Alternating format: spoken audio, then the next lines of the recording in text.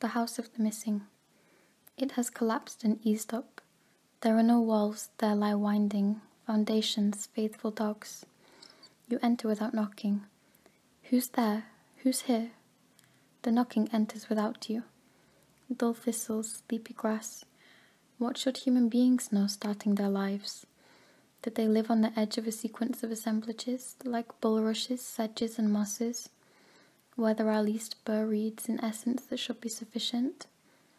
Bitter sweets in their seeds, nettled ruins, lopsided oats, snakeweeds grovel, hemlocks mumble something. You can't have a chat with life about life, it's possessive and partial.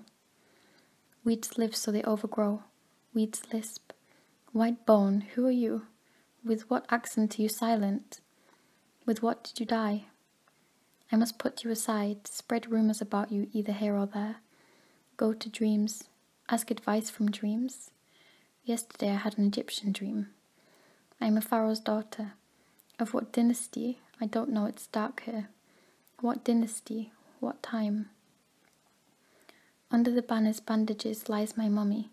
I've swathed myself this way in silk-thin threads. I reside in a tomb with a view over nothing. A poem burns from the inside. A poem feeds on the inside. It eats the inside. They've taken out my brain, gut, sex, eyes, and it burns. Let me touch up my lips. The sarcophagus in my bed, so I use out-of-bed words. But you can't understand, as it's the ancient Egyptian tongue. You gawk at the hieroglyphs of my fingers. My dead tongue can still wander in your ears. What word does a young poem start with? What word does an old poem end with? Words are old like mummies, dried out, thirsty. You can compose young poems from old words. Sometimes young poems are born old, or the old ones are chapped but quick, like young feet in old shoes. It's only about one thing, about how. A poem from a poem, the continuation of the species. Imagine, words cling to each other, like stones of a tomb, like lovers' bodies. You can print this poem, have it tattooed on yourself. My fruitful days go by.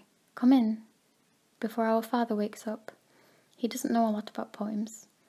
Oh, brother fire, take the knife in. Don't let it look for a night's lodging by itself. Don't let it walk in town, but cuddle the knife close to your forehead. Don't let it plunge, let it chill. The corridors of the pyramid, PVC tiles. There the thread was lost. It is agile and mobile. It can have blue or grey eyes. It can be a girl or a boy.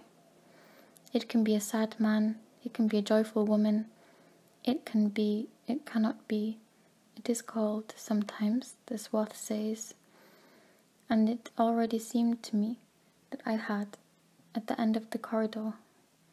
But it is the door, not to be knocked at, even to talk about urgent family matters. Occupation, excursionist, it's the best way. Absence is always excused. It's necessary to wait. When he floats in the blues of fumes, he runs away and loses his scales. He rips clouds to shreds or froths them up, or watches amazing things on the sea bottom. He collides with himself. He leaves his fingerprints on cheeks. He exclaims, "Today I've got only black characters." That's why he always writes in gloves. Today only the green ones. So his poetry is a verdigris on copper domes. He metamorphoses, he metaphorizes. In the meantime, his brother, occupation semaphorist, operates a semaphore. A hand looks for the missing in pockets of topcoats, of someone's own and someone else's. It gets lost and remains stuck in them. We ate our fill of fear to the fullest, and the fear started eating us, and digesting and expelling us on a long journey, and it wasn't some bridge of the stars, sister. I'm looking for you, so as not to look for myself.